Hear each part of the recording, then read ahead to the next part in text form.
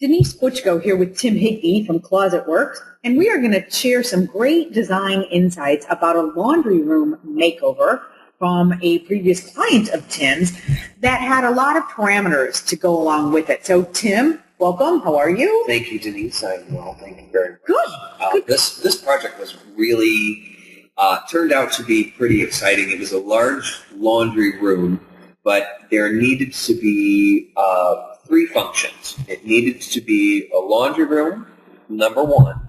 It needed to be a pantry, and it needed to be extra storage. Okay. So in this first picture you see where we have the washer dryer, rather tall washer and dryer, and what the room was before when I arrived, this is how I saw the room.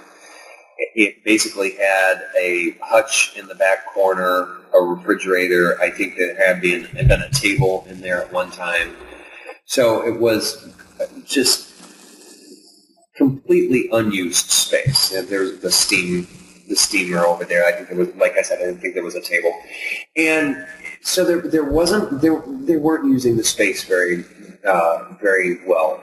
Okay. So my job was to create a usable laundry area that functioned, that was the main function, was the laundry area, and gave them a little bit of extra space. Any bit of extra space that we can eke out of any room is great, but also, again, pantry and storage. So that's the picture in floor plan. This is the picture in elevation 3D.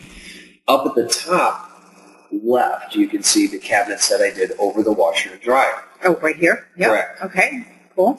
And again, because the washer and dryer were rather tall and the client was not 7 feet tall, one of the challenges was to be able to put usable shelving up there.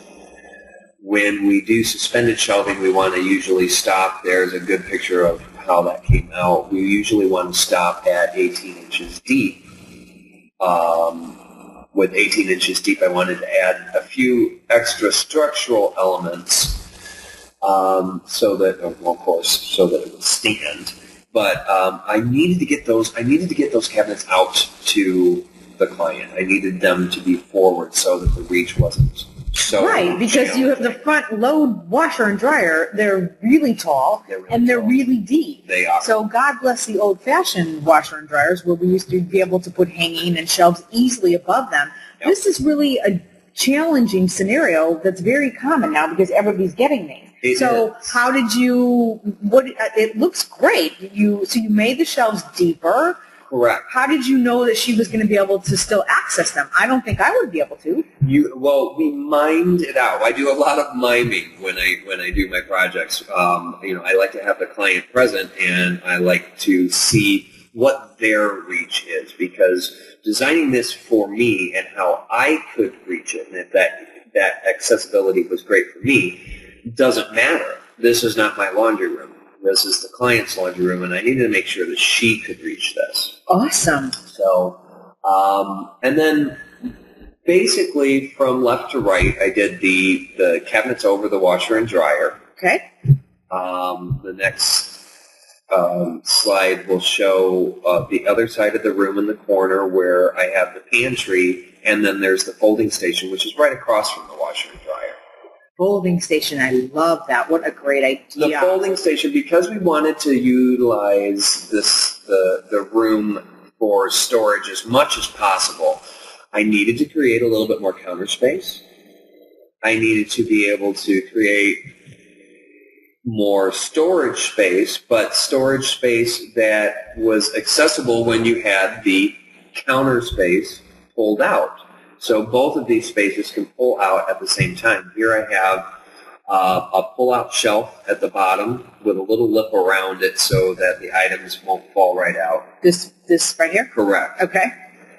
And then in the next slide, you'll see the pull-out shelf, which is an extra counter, can come out, and you can use both of those at the same time. They can both be open at the same time. It was designed, the lower pull-out was designed to accommodate a standard laundry bag or standard laundry basket, And it depends on how, let's look at the upper part of the folding station now, where you can see up at the top right where you have hanging. So if your hanging is drip drying, okay, that takes up some counter space. Yep. So the only counter space that you would have left over is where that blanket is right now, that blue blanket. Okay. So I need a space for the basket. Now, yes, the question came up, which it often does with all my clients and all my projects, are you right-handed or left-handed?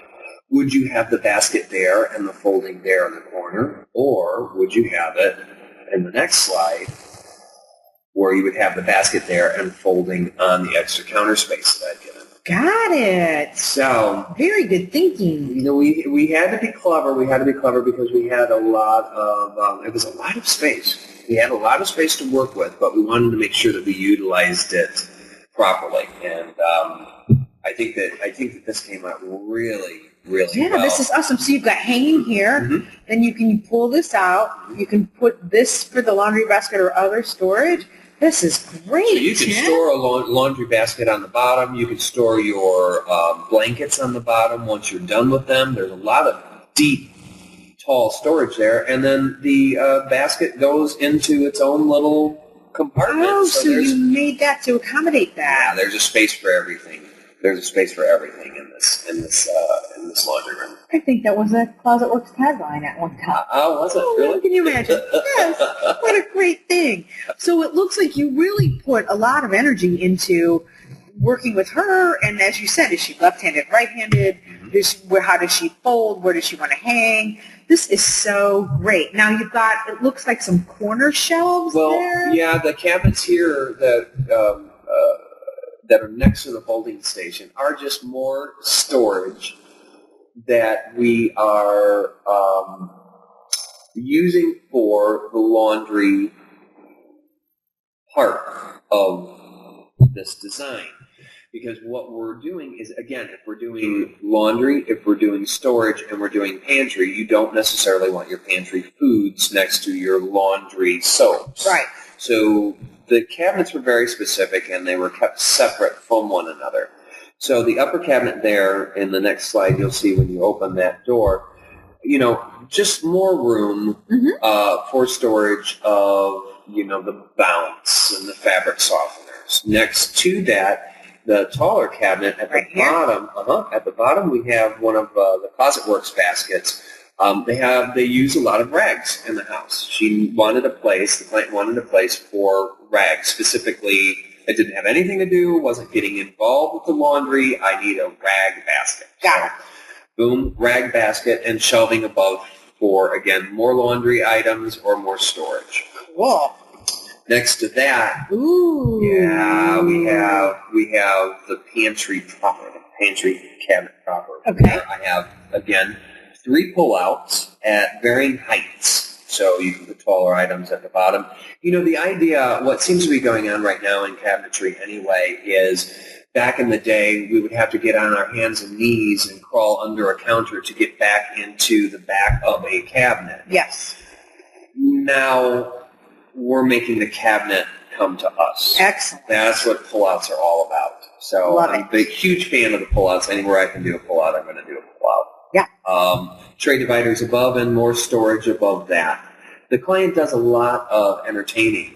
So the pantries and the corner shelves, I think the next slide might be the corner shelves. Nope, so maybe 2 back.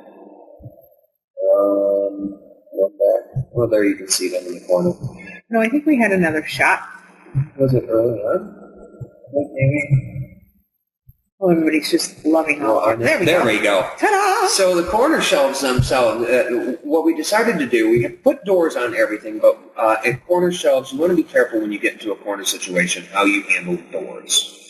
Sometimes the best solution is to leave the cabinets open. And in this case, one of the items that we were storing, not just dried goods, not just platters, but we also had, the client has a lot of serving dishes. Okay.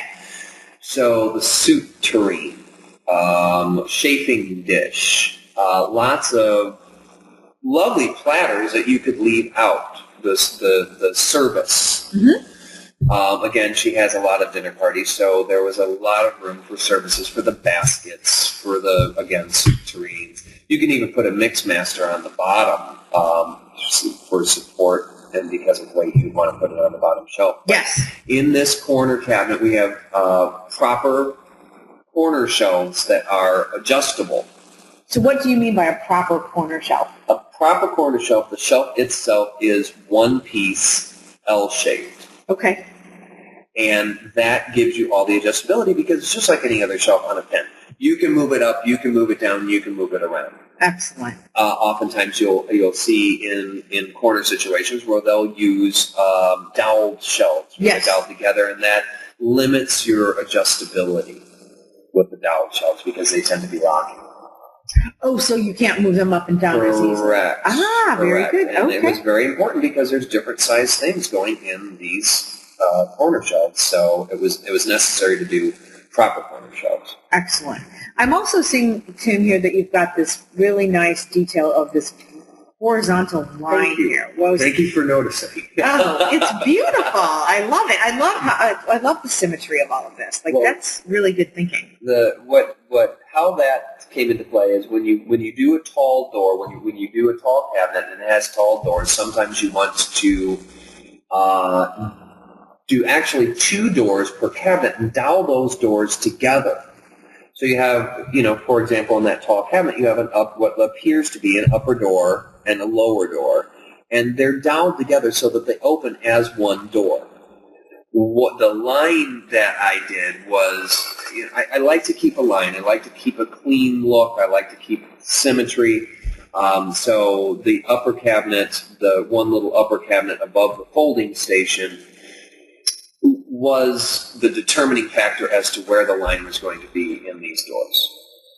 That's wonderful. So then you just have to make sure you accommodate the weight with the extra hinges and such. Exactly. Got it. Exactly. Okay, and then here we're kind of winding it down with... Exactly. Well, now you're going to get into the corner where you're not going to go... It's not as easily accessible... Excuse me, that was hard to say. Yeah, it is. Easily accessible as the other parts. So this would be the area where you want to do the storage, where you're putting things away for later. You don't go to them as often. You don't need them as readily. So this is the spot for the storage. And again, adjustable shelving.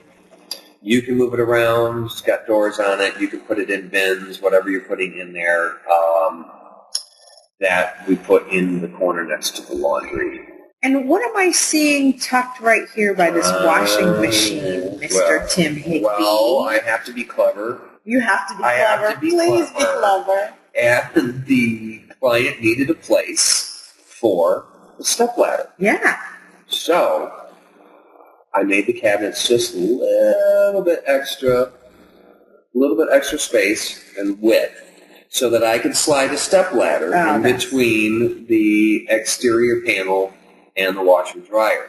Because if you hang my thinking was, if you hang the stepladder on the outside of that cabinet, you're going to always be knocking it off of the hooks. Yep. Every time you go in, you're going to have hooks in your back every time you go into the storage cabinet. Yep.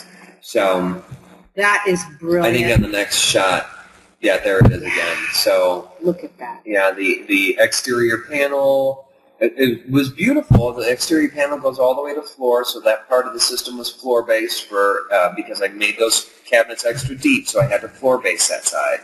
And I did, of course, I had to do base molding. Of course you did. Well, it was the appropriate. It is the appropriate thing to do. Tim, this is a beautiful, really, you know what I love? Here's what I love. I love how much thought and expertise and energy you put into really listening to the client and working with what she needed as well as the space. You always have the parameters of the wall. But that is awesome. Like, will you come design my 7 laundry rooms? I will. Malibu, then Maui, then Manhattan. Yes. Good? Okay. Yes, we can go now. Excellent. All right, we're off. Thanks, everybody. And give us a call at Closet Works, and, maybe you could have the same kind of magic in your laundry room. Thanks, Tim. Thank you, Denise.